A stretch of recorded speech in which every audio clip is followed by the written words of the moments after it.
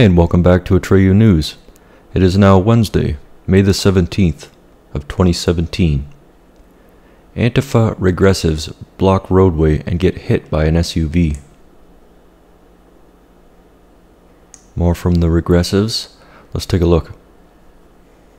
Hey!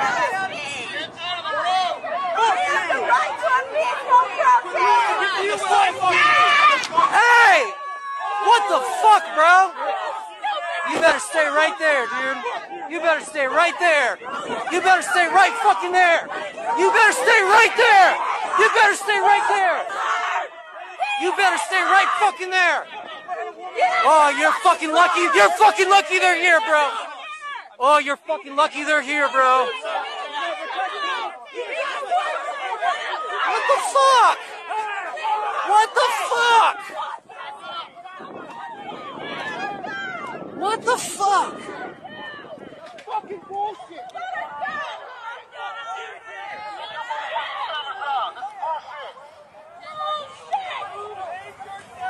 You think you're so powerful? You're right to be learning more. These officers are protecting somebody who just hit protesters with their car.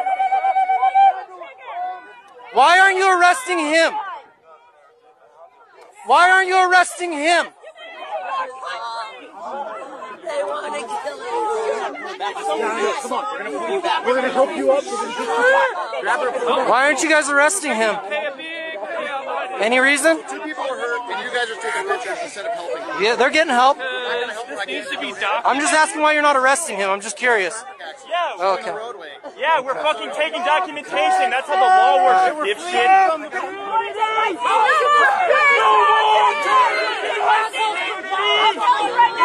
No more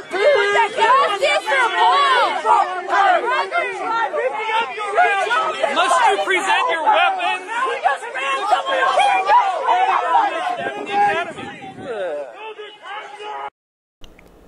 Now when it comes to this Antifa, people think it's something new, like this social justice, leftist ideology is something new, when if we study history we can predict the future, and anyone who understands history knows that this is actually nothing new.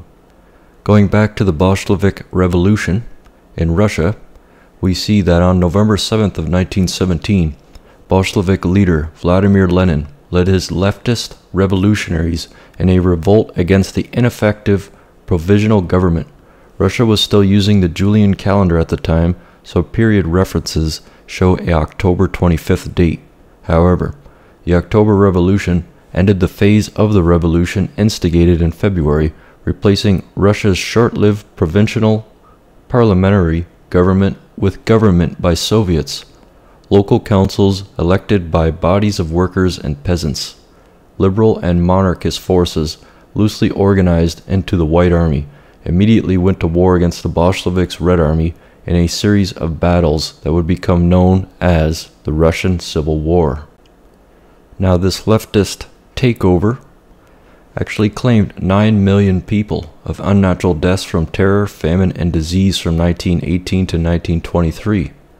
However, from communism in general, communism and Nazism to be distinct but comparable totalitarian systems, says that communist regimes have killed approximately 100 million people in contrast to the approximately 25 million victims of Nazis. And we see these Antifa march in the street, claim themselves to be open communists, yet denounce Nazism, when in actuality communism killed far more people than the Nazis ever did. Let that be a lesson to us all. Now I wished it hadn't come to this, but deep down inside, and from studying history, we all know how true freedom is forged, and it's not with words. The ex-General Electric CEO just made a statement about impeaching Trump, and it's bad.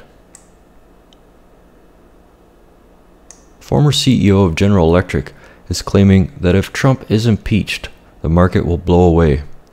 The Hill reported the former head of General Electric on Wednesday said that any impeachment proceedings against President Trump would have a drastic effect on the stock market. Democratic lawmakers have increased their mentions of the word impeachment following the latest controversy coming out of the White House in the wake of the FBI Director James Comey's firing last week. The New York Times on Tuesday reported that Trump asked Comey to end the FBI's investigation into former National Security Advisor Michael Flynn. I think, without question, we got a guy that's on the right agenda with crappy management practices, Welch, who the network noted has Trump's ear, added. Welch told the Business Network that he gives Trump a D grade for his management style, but an A for his approach to policy.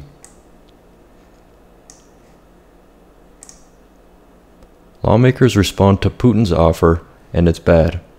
I know earlier Putin offered to give evidence to clear up any suspicion, but of course, from the Clinton News Network, Senator Susan Collins, the idea that we would accept any evidence from President Putin is absurd. Let's take a look.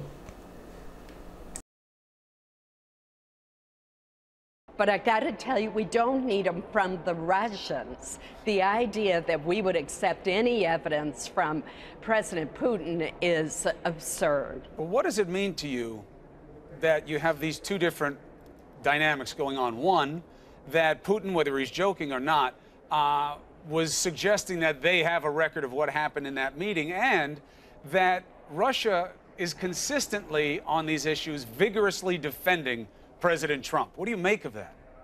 Well, I can't help but wonder if this is a Russian plot to try to undermine confidence, further undermine confidence in the president and in our democracy.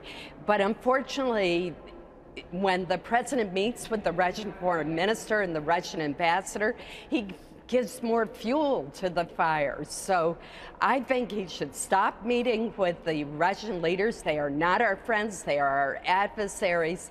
And as far as President Putin's opinions on what's going on, I'm more interested in how he's treating dissidents, the annexation of Crimea, the problems he's creating throughout Western Europe and trying to influence those investigations, the support for the Assad regime, which the Russians are giving, a regime which is murdering its own citizens. Those are the issues that concern me about Russia.